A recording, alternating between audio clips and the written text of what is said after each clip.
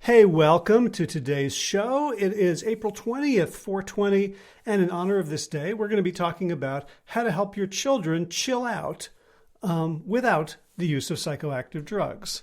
So my guest is Shoshana Chaim. She and her husband Adam are the plant trainers. They've been on this podcast before, and you might have heard their podcast as well. You can look them up at planttrainers.com. And Shoshana joins me on the show today to talk about how to help our kids deal with stress, anger, frustration, anxiety, disappointment, all the negative emotions that are part of life without blowing their tops, without bottling it up, without having to turn to dysfunctional behaviors and habits like so many of us have developed and are trying to deal with in our later years. And she is very science-based. So it's based on the science of breath, of breathing, of how to modulate our breathing to modulate our sympathetic and parasympathetic nervous systems. And it's a book for elementary school kids and even younger. It's called I Am a Peaceful Goldfish. And we're going to be talking all about how to help kids get in touch with their bodies and deal with the stresses of life. Let's get right to it. What the hell? So without any further ado, Shoshana Chaim, welcome back to the Plant Yourself podcast. Thank you. Thank you. It's good to be here. Thanks for having me. Yeah, you're an author. I am an author. I mean, quietly, I was already an author. We have a kids workbook that talks about food literacy, of course, and something that we published ourselves to have handouts and things like that. But this is my first traditionally published storybook for children. And it's super, super exciting for me. So let's, for those of us who are listening and don't have the advantage of the YouTube picture of the book behind you, what's the book and what's it about? Here, I have a closer one for those who are watching, but it's called I Am a Peaceful Goldfish. And it's a brightly illustrated picture book for children. I say it's for everyone, right? 0 to 100. But, around that age of 0 to 3 to 7 years old. And basically what it does is it teaches children how to take that deep breath, to go, and they could practice it in an imaginative and fun way when they're in good moods, when they're happy, so that when they do have that an unwanted situation come up, they're able to rely on those skills that they've learned previously, use the pictures as cues or just the physical breath as cues. There's so many different ways, depending on what kind of learners these children are, to be able to use that, because I mean, it's a really important skill. And when my son was having a hard time, he was breathing so shallow and he was crying and I couldn't calm him down. I'm saying, take deep breaths, but we hadn't practiced that when he was happy and in a good mood. So he needed to learn it outside of that situation. So I guess it's like Lamaze, right? Like, they don't start teaching the lady to breathe right when she's in labor. Exactly. It's definitely something you want to learn beforehand, and the same. That's why we train for marathons. That's why we train for triathlons. That's why we do what we do, why we always practice. It's because we're practicing towards a certain goal, and taking deep breaths in a moment of anxiety is a hard thing to do. So you have to have that practice in advance for sure. What led you to want to write this book?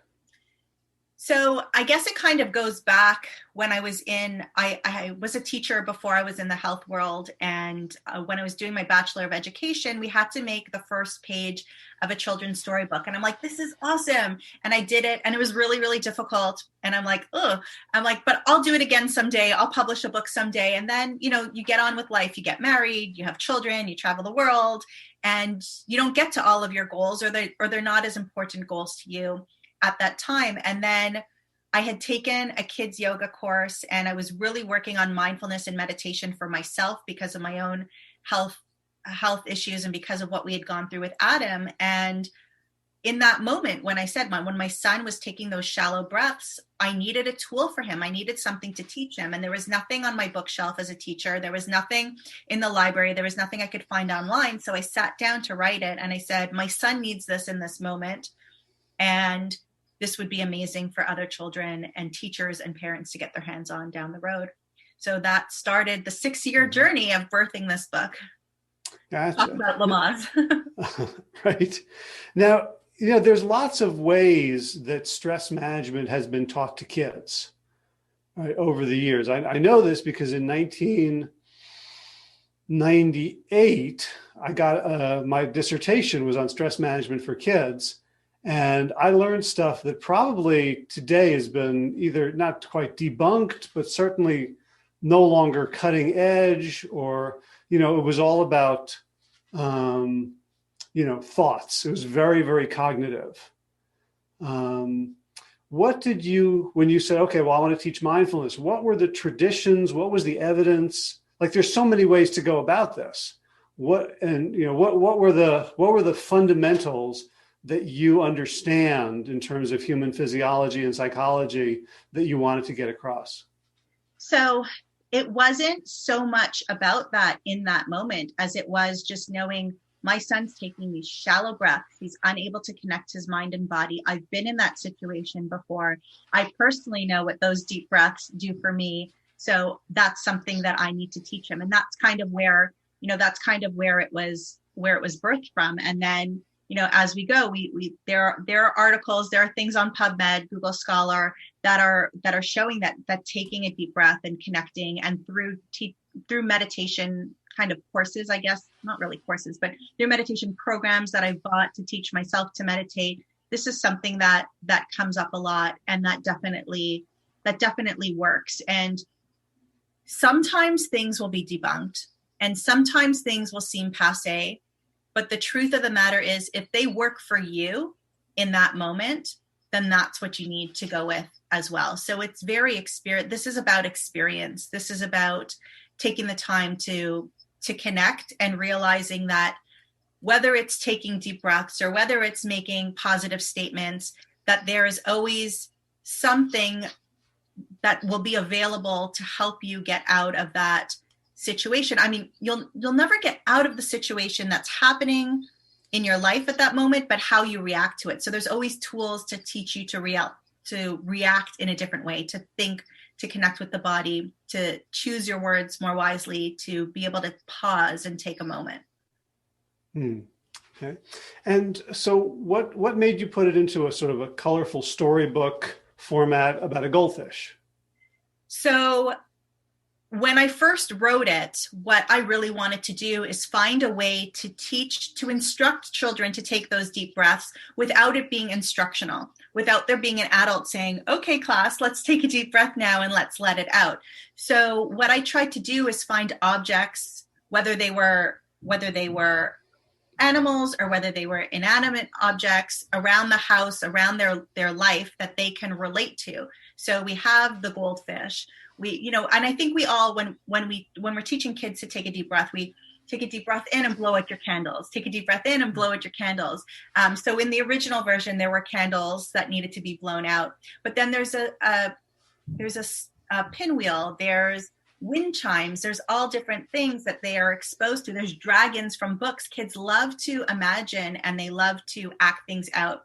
And that's what I wanted to do. I wanted to make it fun and imaginative and playful. So, and the original pictures that I actually made before I decided to traditionally publish the book, they were not quite, they were still lots of fun, but they were not quite as colorful and popful. But when you work with your publishing company, they help you research and find the best illustrator for the story. And when I saw Lori Joyce Smith's pictures, I knew 100% that she needed to be the illustrator for this book.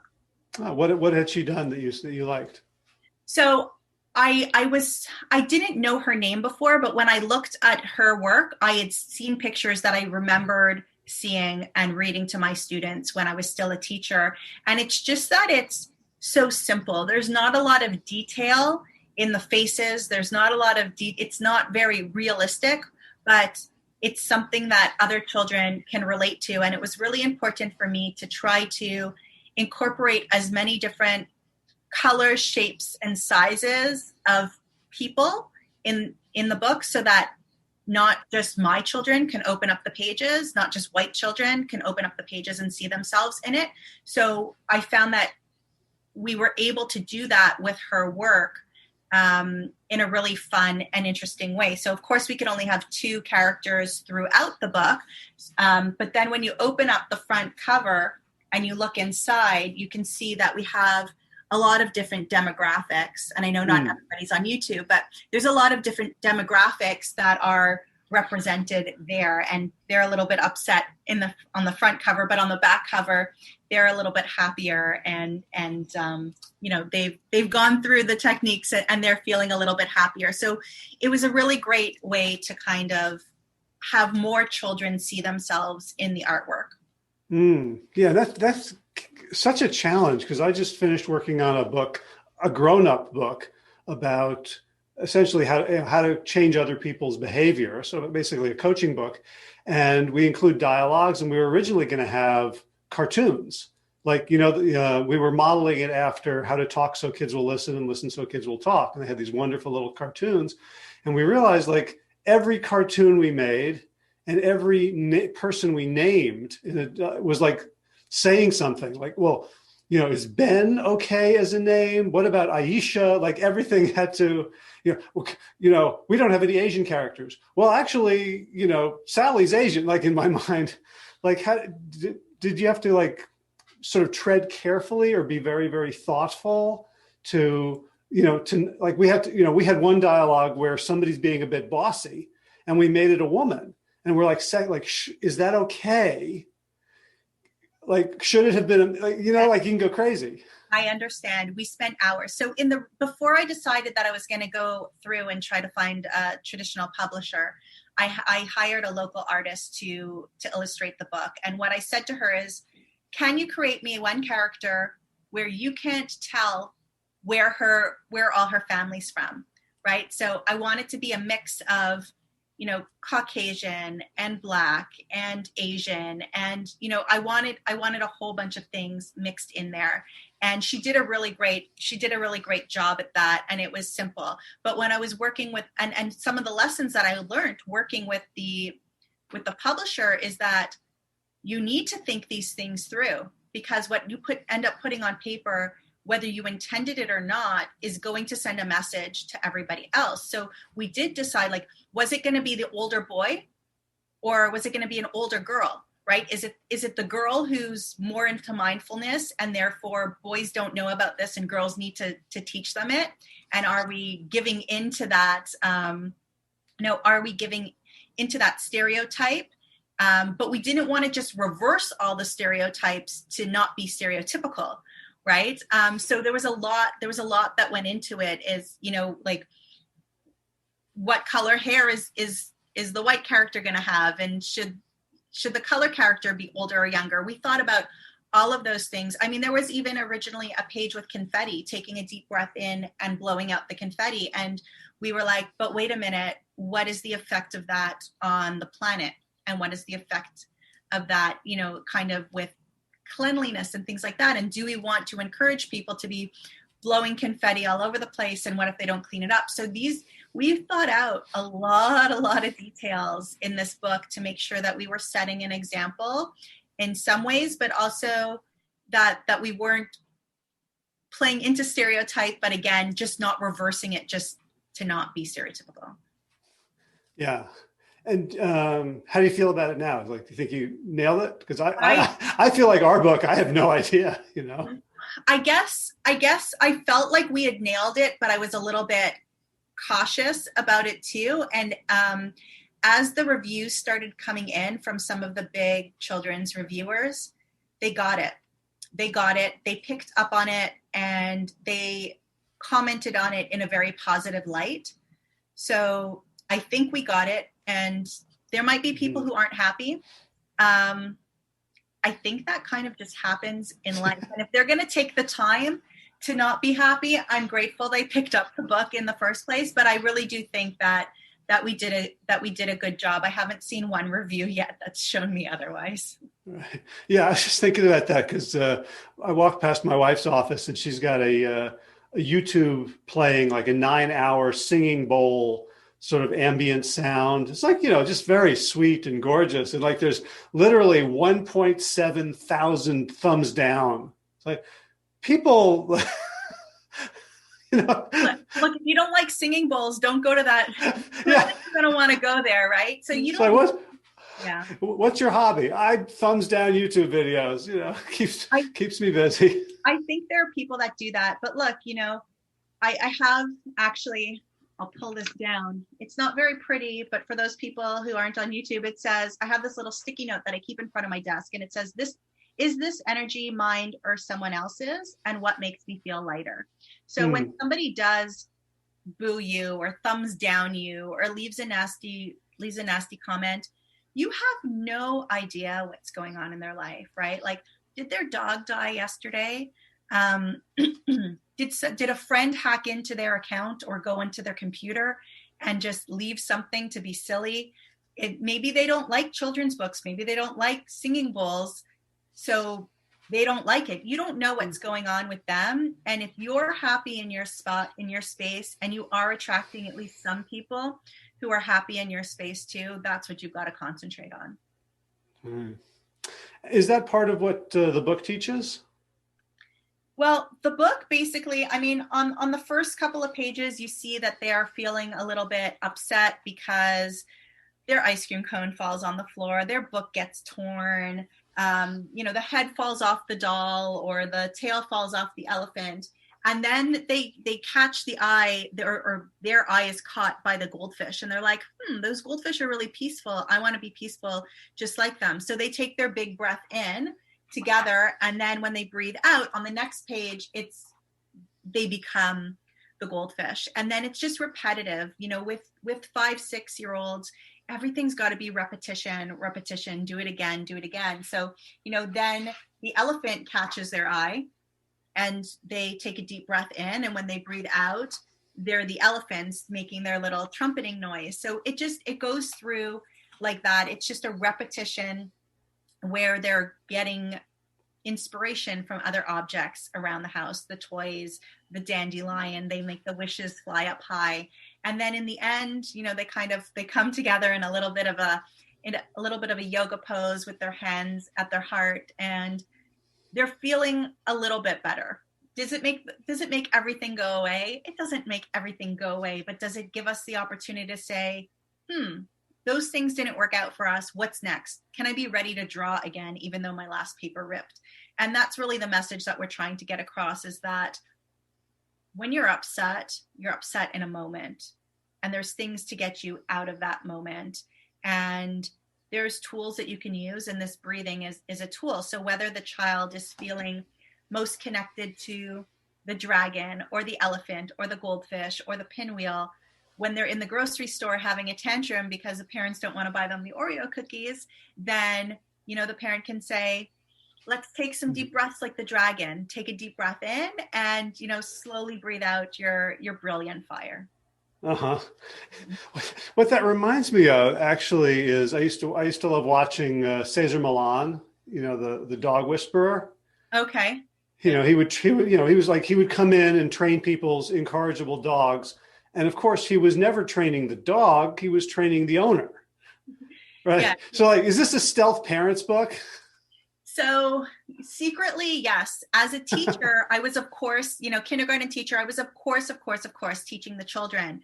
But I was using the letters home, and I was using the interviews to not just talk about the child, but to kind of give a little bit of parenting advice in some ways as well, right? Or training, when I'm training the child not to forget their little homework bag at home, it's the parent that needs to train the child to do that, because the parent needs to have certain cues too. You can't expect a 5-year-old to remember their homework bag every day. So yeah, there's a little bit of that too. And that's why I say 0 to 100, because whether it's the caretaker or the parent, or a guardian or a school teacher, educator, reading it to them, we need reminders too, to connect with breath. We need reminders too, to not just breathe the most shallow that we could breathe to stay alive.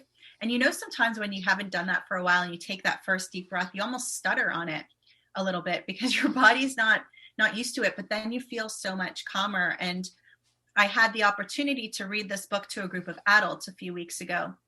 And I asked them to kind of connect with their body and see how stiff do your shoulders feel? How stiff does your neck feel? What does your head feel like? Give yourself a number out of 10 on how calm you kind of feel at it right now. And then I read them the book, and then I asked them to reflect on that again. And they were all amazed that after I read them this, 3-minute little book, and we all took the deep breaths in and out together, how much calmer they felt and how all of that stress had kind of melted away. Yeah,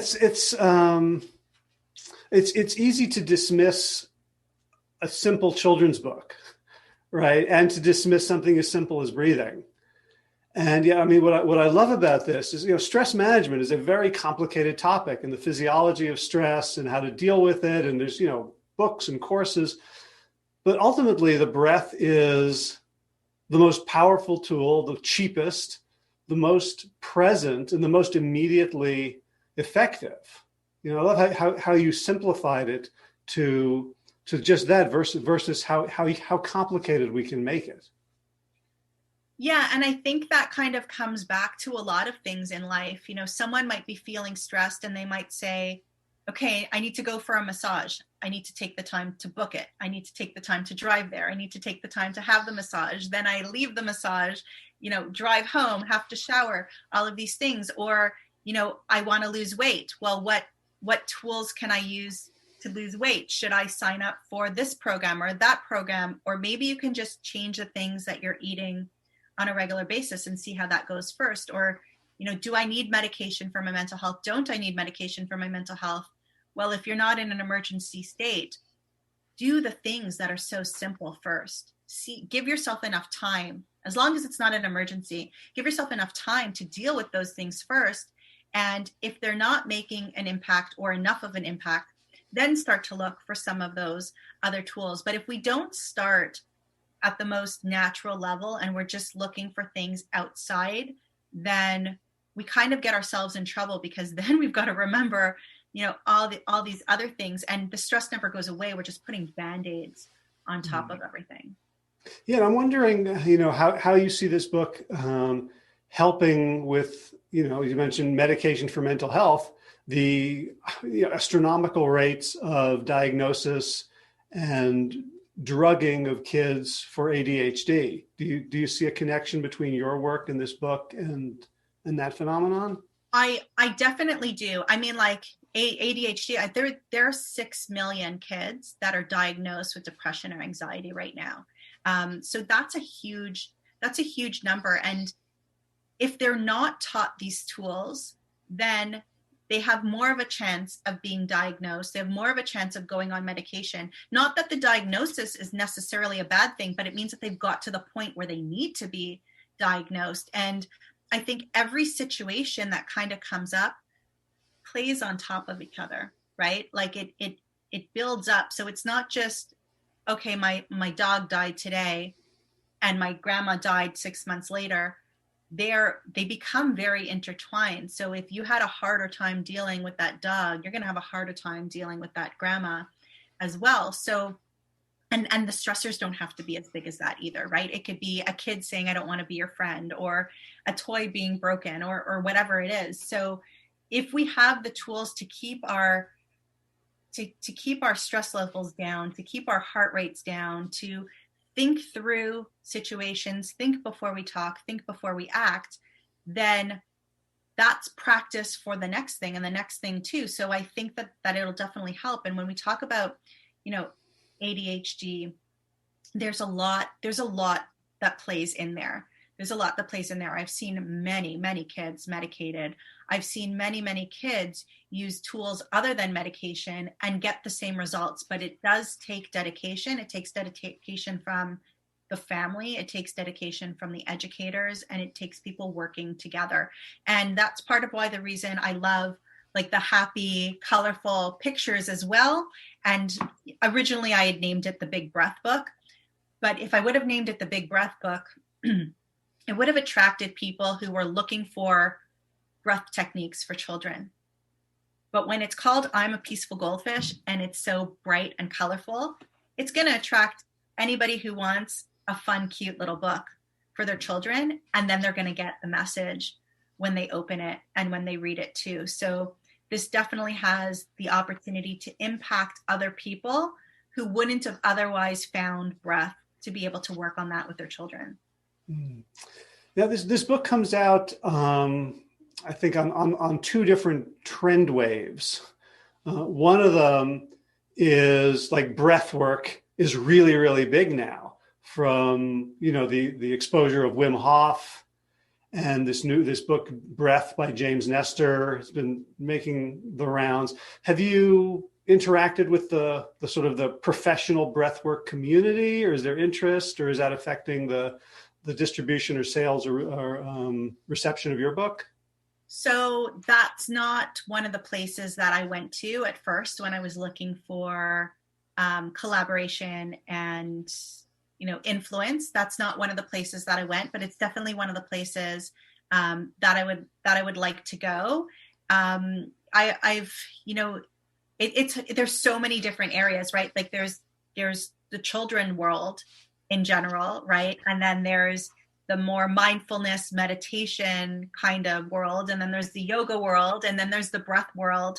And I think part of the reason this book was born was also because I had taken that kids yoga class or a kids yoga course and gotten certified as a kids yoga instructor just a couple of months before. So it was the idea of yoga in my head also, and how do we teach kids that yoga is okay? And a lot of the yoga, the way that I was teaching yoga wasn't, okay, everybody, warrior one, warrior two. Like, that's not the way we were doing it. We were acting like elephants. We were acting like dragons. We were acting like goldfish. And we were doing actual yoga poses. But if I didn't say the word yoga, somebody might walk in and just think that we were dancing or playing or using our imagination. So I guess I kind of like to expose people to things without them really knowing what's going on. They're entering it because the energy feels good, and then they can bring that forward. But the breathing world is definitely a place that I need to go with this. And the other wave, of course, is COVID. So I'm curious whether you started working on this book before you knew how important it was going to be to like everyone's daily lives.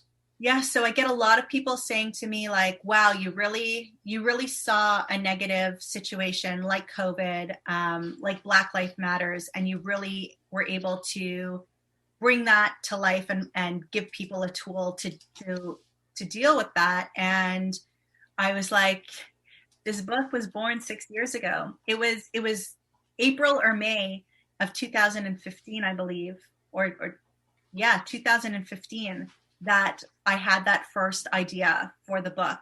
So I went through, this book's just for my kid, and how am I going to use it with him? And then I used it in my yoga classes, and then I need to publish it. And I had the illustrations made, which took a while. And then I said, I should try to find a publisher. So that took 2 years to find a publisher, and then another 2 years, April to now, that the book is actually out. So this has definitely been something in the making. I wish it would have been able to come out, a year and a half or 2 years ago, so that we would have had it at the beginning, but everything happens in the time that it happens. And I think there's more people looking for this as a tool right now than there would have been a year and a half ago. Yeah, certainly, kids have been isolated, but they've also been isolated with very cranky, under-resourced parents. Definitely. So I mean, my own children right now, next month, they're turning 13 and 11. So I know what it's like to have those preteens in the house right now. And some days are great, and some days I need to breathe a lot. But for those parents who have children 6 years and under, 7 years and under in the home, where they can't make their own breakfast, or they can't take a shower on their own, and they need a little bit more attention and can't do their work on their own, it's hard for them. And I think parents need time to relax. Parents need to be kind to themselves and give themselves the opportunity to have some time without the kids, have some self-care time. If they do get a little bit out of whack, to say it's okay that I did that, because look at every other day where I didn't. So but the children themselves, what they must be going through, not being social, not because they need to be practicing their social skills right now. They need to be practicing getting into fights with people and how to get out of them, because that's how they're going to be able to cope with it even more when they're older. So yeah, I do feel I have a lot of sympathy for the parents of the kids who are less independent throughout this whole thing. Right. So one of the challenges in writing about sort of stress management is, and I saw this a lot in the 90s, that there was a trend of turning stress management into you adapt to situations instead of trying to change them. Right? Like, and you talked about, Black Lives Matter, like there are, you know what I'm saying? Like there's a danger, I think, in telling children, okay, that sucked, now breathe. That sucked, now breathe. As opposed to like, there's almost a form of disempowerment. How did you think about that or deal with that? Or no, because I'm not necessarily sending the message, or I hope I'm not necessarily sending the message of, okay, well, that was awful. Let's turn around and go do something over here, right? Like one of the things that happened in the beginning of the book, and it's not written about, it's implied through the illustration, is that they were drawing and didn't like their drawing, or the page broke, or the crayon broke. And, they take their deep breaths. And then in the end, they go, ready. And you see that they're ready to go back to the drawing board. They're ready to go back to the paper. So they're trying again. They're, I don't know, are they making lemonade out of lemons or, but regardless, I think we've all learned that if we could step back from a situation for just a moment, when we get that email and we take a step back for a moment and we think about it, or we go and eat our lunch first and then come back to it, the way we're going to respond in that moment is going to be a lot different than the way we would have responded had we written that email right away, right? Some of the emotion dies away so we can make better choices. So it's really about, it's not saying that taking deep breath is going to fix everything. We're always going to have adversity in our life, but it's how you deal with it and how you cope with it and how you react to it is really one of the main things that I wanted to get across, that it can seem a little bit better than what it is. Mm-hmm. Gotcha. So you said you have 11 and 13-year-old boys? I have my 13-year-old boy and an 11-year-old girl. Okay. Yeah. So when I was a 13-year-old boy, I had to go through a period of anything for kids was gross. Right. Does your son like the book? So they like they're not staying up late reading it or anything like that. They've been hearing about it and seeing it, and I've been reading them the different versions over the last couple of years. They're almost desensitized to it at this point, but I know that they're really proud, and I know that they're happy. And on the 13th, they're like, should we text all our friends' parents now and tell them that your book's finally available? So they're excited and they feel part of the process because I've involved them in some of the decision making and getting their opinions and thoughts. But they surprise you. Sometimes they like things that are very very babyish for them, and sometimes they're like, oh no, that's too babyish. So I know that there are a couple of people who have messaged me and said, I showed your book to my teenagers just to say, look what my friend wrote, and my teenagers asked for a copy. Uh-huh. So I think, there is definitely, being a kindergarten teacher and having read so many children's books over the years, there were ones that I enjoyed a lot, and there were ones that I wanted to reread. Not that I was staying up late reading them myself, but I wanted to reread them to my kids or my students because I really did enjoy them. So kids sometimes put on an act too. Like, oh, they're too cool for this, even though they kind of still they watch Sesame Street. They just don't tell their friends they do. Uh-huh. I still watch Sesame Street. I go on YouTube to watch Sesame Street sometimes. Really? They have it in so many different languages and countries too, which I find interesting. Do your kids think about sharing the content with their friends when their friends get upset and freaked out? And do they do it, do they do it and if so, do they do it in a constructive way? So that's a good question. I don't know because I'm not always there for it, but I know that they'll say to me, "I know, Mom, I got to take breaths," right? Like, so they'll use it. They'll either use it or use it against me in certain situations. But I mean, I know just from from the plant-based point of view, having them come home and say, "Why does so and so's mother send them to school with these products in their lunchbox? Don't they know it's gonna hurt them? I don't want my friend to be hurt. I don't want my friend having a heart attack when she's a mom or dad or whatever it is." So I know I've seen that sympathy in them before in other ways. I haven't yet seen it with this, but I could only imagine that whether they're doing it now or not, they will have some kind of influence on other people now or within 5 years, or maybe within 20 or 30 years, that this will somehow influence them because they've been exposed to it. So there's no way out of it. Mm-hmm. Right. So today's, we're recording on April 15th. The book was published on April 13th. What's your go-to-market strategy? How are we going to dominate the world with this message? And specifically, what can listeners to this podcast do to help spread the word?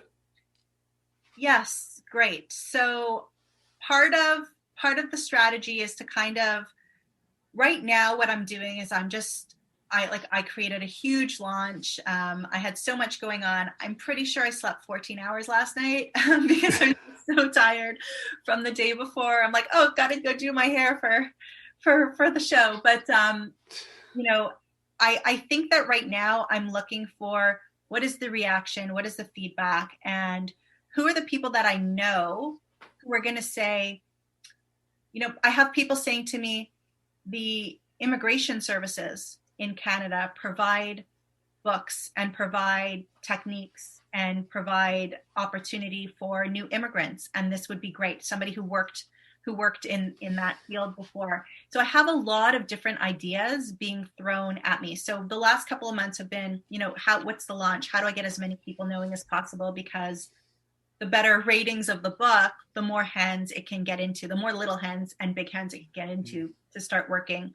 Come September, I'm going to be working with schools and starting to say, for mindfulness days, for author days, there's different opportunities for me to come in physically or virtually all over the world now. Because of COVID, I can go in anywhere. So I'm going to be starting there because I really like to make the connection between the school and the home. If the parents and the schools are using the same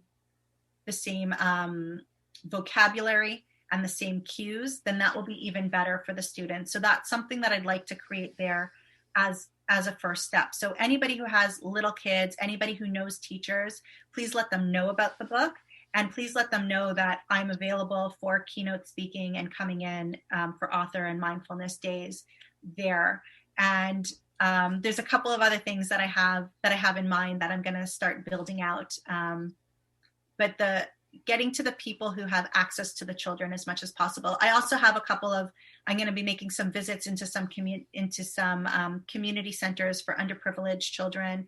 That's definitely something that I want to be able to put some time and energy into as well, because the people who walk into Indigo or Barnes and Nobles in the States and, see the book there, that's one thing. But the people who don't have the luxury to necessarily spend $20, $17 on a book and walk in, how am I going to give them the opportunity to interact with the book as well? Are you looking at different translations? It seems like it wouldn't be a big job because it's such a concrete vocabulary of dragon, elephant. It's like you wouldn't need a Nobel Prize winner linguist to translate get it. that done. So that is that's a process. That's a publisher question. I think they're looking for proof of concept here in the English speaking countries. So the more people can do to help get the book into more hands, then it's more proof of concept so that it can be translated into a lot of different languages. And I'm looking forward to that as well. And if anybody wants to turn it into a TV show, let me know. I think it would make a cute little, 20-minute spot on Saturday morning cartoons, if those even still exist. I don't know. Oh, who we should talk to? Do you know Michael and Bianca Alexander? I don't. Conscious Living TV? No. Oh, they do cool stuff. Yeah, I think it's consciousliving.tv. I've had them on a couple of times. I'll connect you. Thank you. I appreciate that. You got any products? I mean, because like we're in the world, like we do coaching and we create videos and things. Do you have plans for online offerings, either bonus to the book or courses and videos and audios? So I did have some bonuses for our community. I can send you a link for a kids yoga video, and that you could put that in the show notes for parents cool. to do it with their children. They can do it if they're teachers, they could do it in their classrooms. So just an opportunity to be exposed to, I don't even consider it alternative lifestyle at this point. Like yoga's not really alternative anymore. I think it's just alternative in Alabama.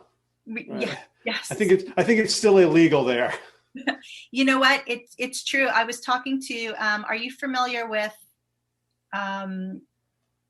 Jeremy Gray? No. Jeremy Gray, he's starting a community center down there, and they grow all their own vegetables, and Victoria Moran introduced me to him. So, big vegan yogi, but he's also into politics.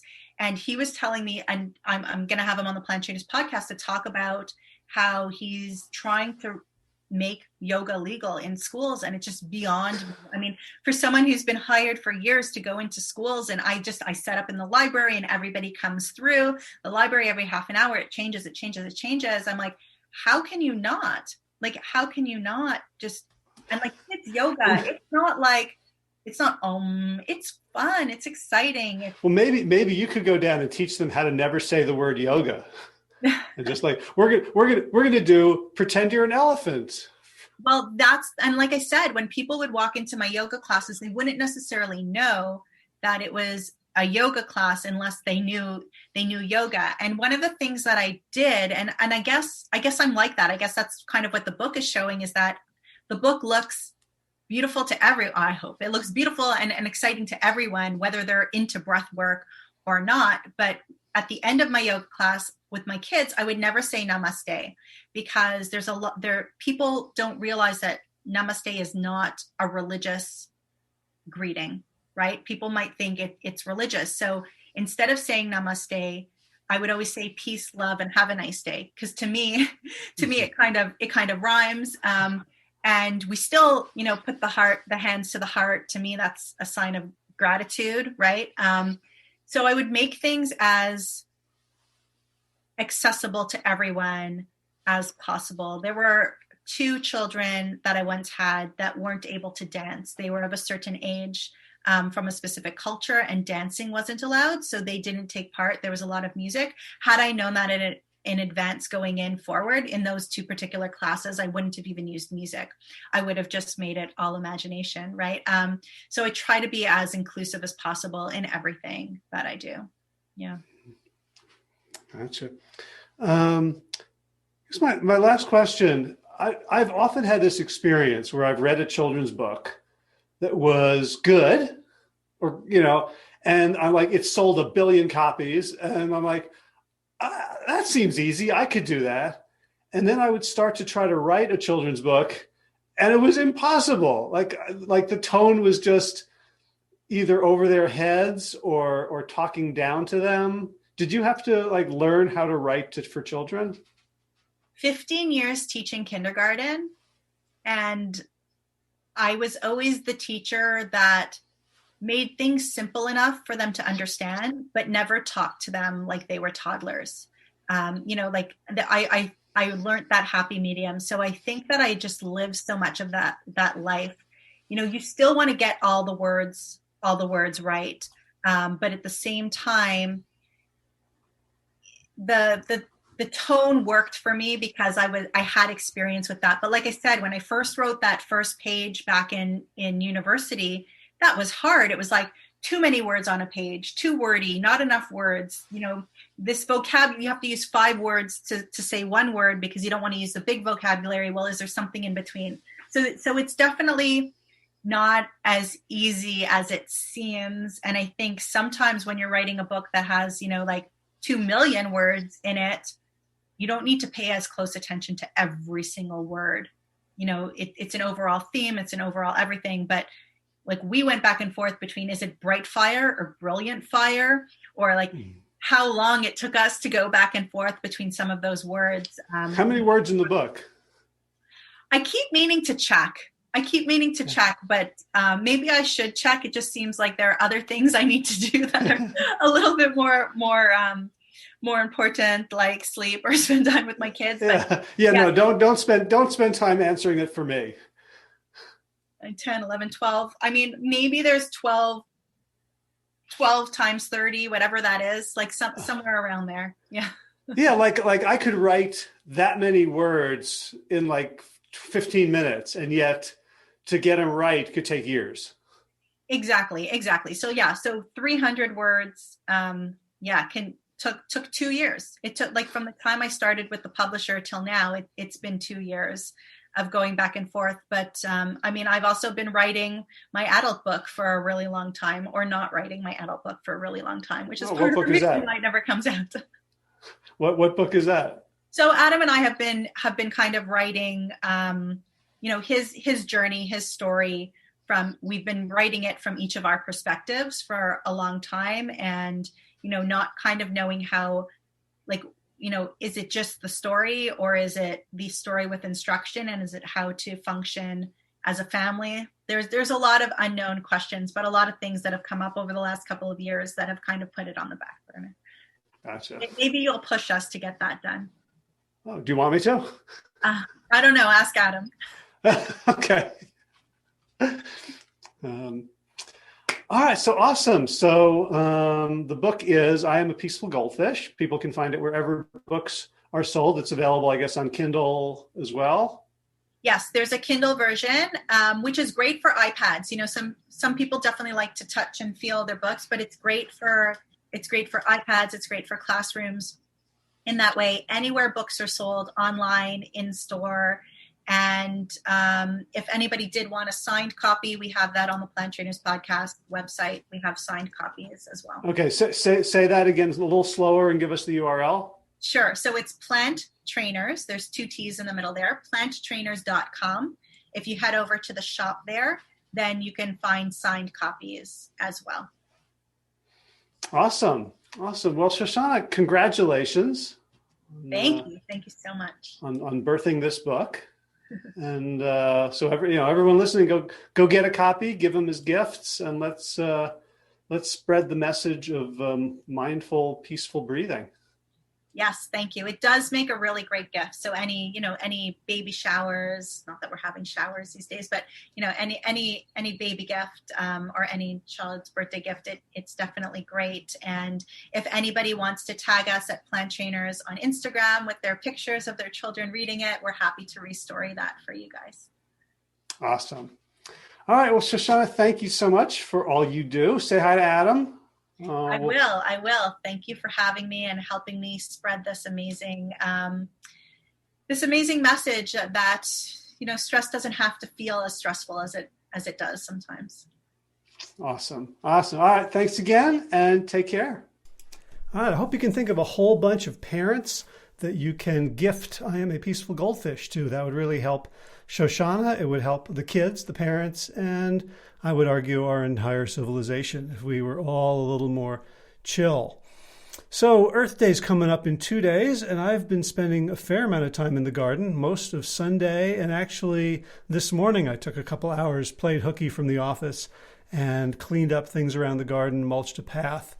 And so we are now, we ordered a whole bunch, about 125 sweet potato slips, which should be here in about a month, and we're preparing some ground to plant those. So we're also, I think, going to put in a cover crop of buckwheat. We may just end up with like microgreen buckwheat leaves by the time we have to plow that under, return some nitrogen to the soil to help grow those sweet potatoes. And we got a willow that we're going to put somewhere sort of shady that's one of the wetter spots in the garden.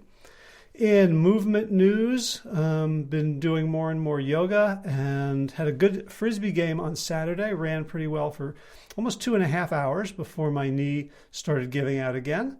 And so I'm really continuing to rehab in various ways with strength, with yoga, with stretching, and feeling like hopefully with this at the end of this pandemic possibly in sight, getting my second Pfizer jab on May 4th, that might be time to return this body to the world and have an impact.